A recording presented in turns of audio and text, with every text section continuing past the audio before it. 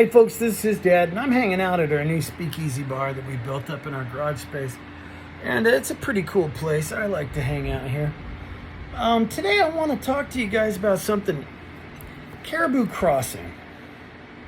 Now, it's imported out of Canada. It's bottled in Kentucky by the Sazerac Company. And if you know your bourbon, you know who the Sazerac people are. Now, it's getting a bad rap because a lot of people call it the Canadian Blantons. Now, if you have an expectation that they call it that because it tastes like Blanton's, you're wrong. They call it that because it is its country's first single barrel whiskey. Okay? Now, some of you might not understand what single barrel means. All right? So most bourbons are blended. They're blended between several ages. Now, if you see something that says it's an age statement, it has to go by the youngest year. So say you do a 3-year, a 6-year, and an 8-year blend, you have to call it a 3-year blend. Now, if it's one barrel and it starts and finishes and the pipe that runs from the barrel to the bottling cannot accept another barrel's offering at all to be considered a single barrel. So a single barrel bourbon is not blended with any other aged bourbons. Now you say, well, why would you age it or blend it with different ages? Because those different ages have different unique notes, and then when blended with the younger, creates a unique, desirable taste according to the distiller or the blender. Okay. So I would really like to ask you guys to be realistic when you do your research and you come across the Caribou Crossing and you say, oh, the Canadian Blantons. Only in the aspect that it's bottled by Sazerac and that it is a single barrel. Because Blanton's was considered the very first single barrel offering bottled that there was. So let's take a look at this real quick. I'm going to open it for you. All right. Look at that. Comes in a bag. Let's get the Caribou Crossing there. I kind of originally thought this was like an Elmer T. Lee vibe, but it's Rock Hills.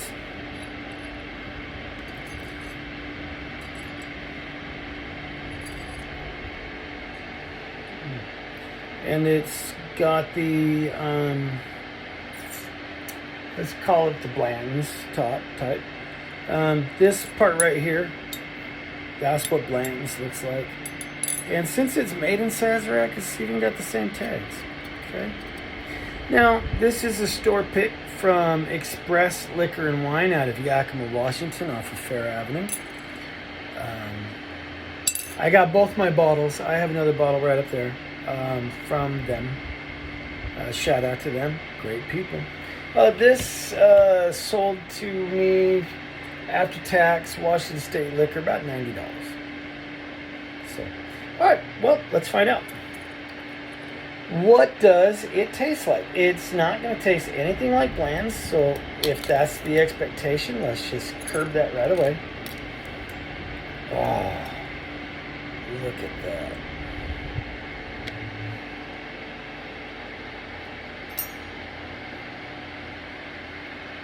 It's like the underwear. All right, folks. Give me just 1 second. All right.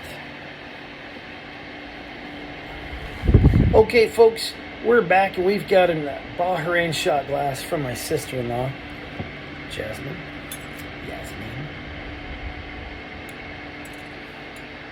Okay.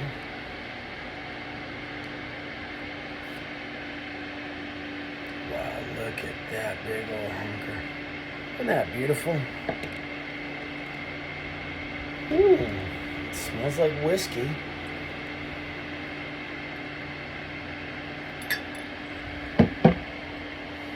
Okay. For our first unboxing, uncorking video in the new bar,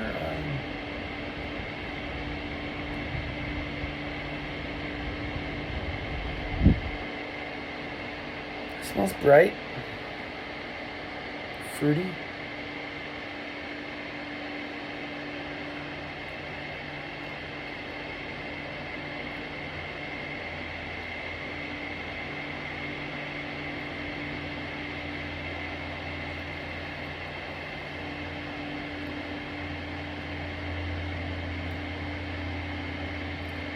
I drink a lot of bourbon.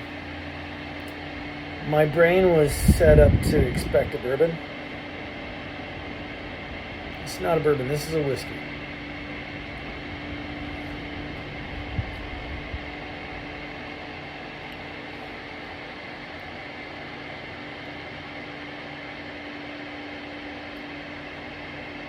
It's got a heavy charred oak or charred flavor.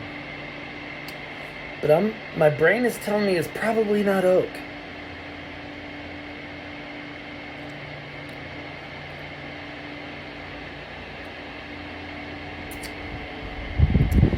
I'm going to say that's it, folks. These are not new oak barrels. There's a unique wood flavor that hits you in the back that they're probably very used to up in Canada. But because of our new oak barrel, if you're not into whiskeys but you're into bourbon, the regulations are so strict that you're getting about 1 of 4 recipes here. About 1 of 4. Slight deviations off of those.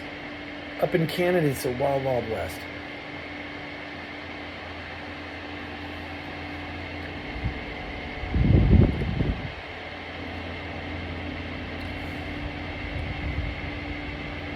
There's a flavor coming off of it.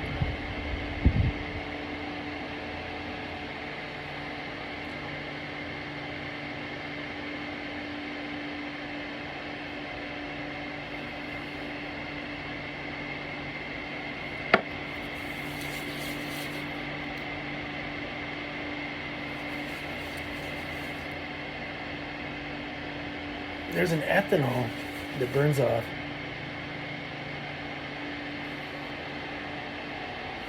And when you're done,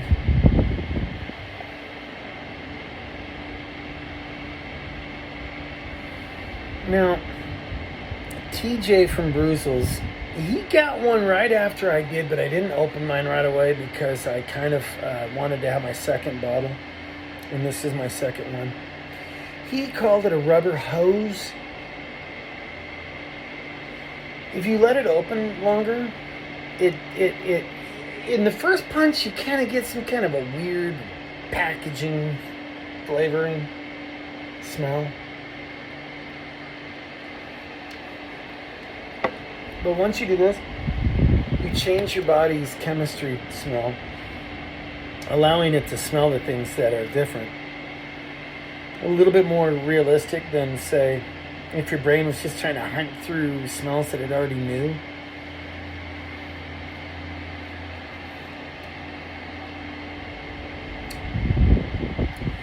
You know, I'm going to say if this was a bourbon, I'd probably cut it from my bourbon dailies.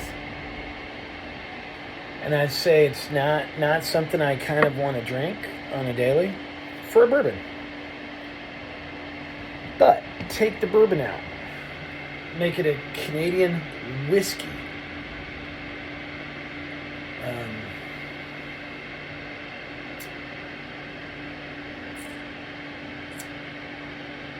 I would give it a 6. I don't drink a lot of whiskey. This is a young whiskey, as you can tell, maybe 3 years old. 2 years old, possibly. I believe some of the color came from using older barrels, pre-used barrels, maybe bourbon barrels.